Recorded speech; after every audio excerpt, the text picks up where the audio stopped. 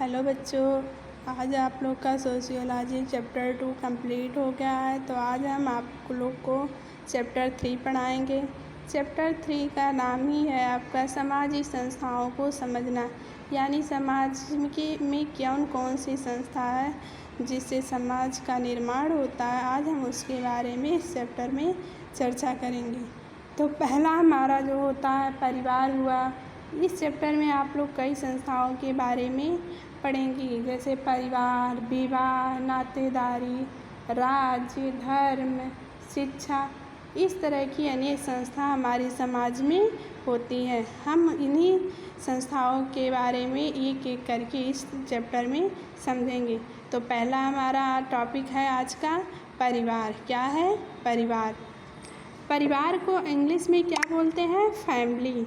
परिवार शब्द अंग्रेजी के फैमिली शब्द का हिंदी रूपांतर है। परिवार शब्द जो है आपका अंग्रेजी शब्द के फैमिली शब्द का हिंदी रूपांतर है। फैमिली लैटिन भाषा के फैमुला शब्द से निकला, यानी जो परिवार है वह अंग्रेजी के फैमिली शब्द का हिंदी रूपांतर है। और जो अंग्रेजी में आपका फैमिली शब्द है वह किससे निकला हुआ है? लैटिन भाषा के फैमुलस शब्द से निकला है, जिसका अर्थ है नौकर। क्या है? नौकर। इस प्रकार परिवार के अंतर्गत माता पिता, बच्चे, नौकर और यहाँ तक कि गुलामों को भी सम्मिलित किया जाता है।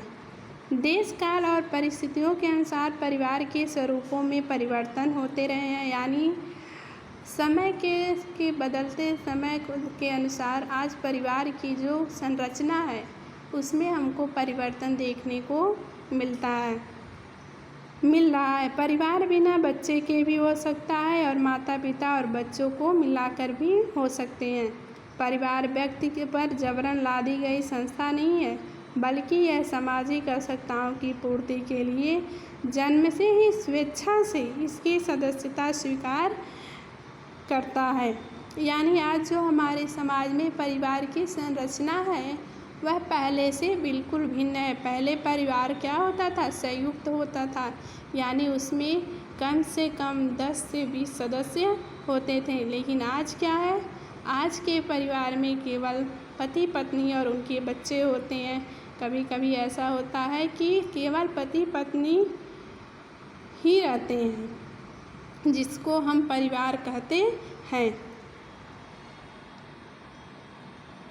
परिवार की कुछ परिभाषाएं हम लोग देखते हैं। मैकाइवर और पेज क्या कह रहे हैं कि परिवार वह समूह है जिसके अंतर्गत स्त्री पुरुष के बीच यौन संबंध पर्याप्त निश्चित हो और उसका संबंध ऐसा हो जिससे संतान उत्पन्न हो और उनका लालन पालन पोषण भी किया जाए।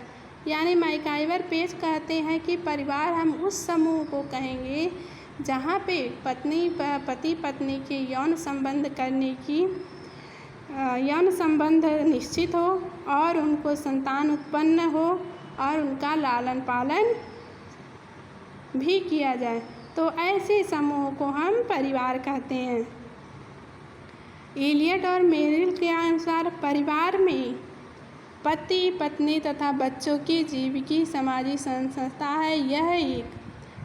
यह एक सामाजिक संगठन है जिसके द्वारा कुछ मानवीय आवश्यकताओं की पूर्ण की जाती है।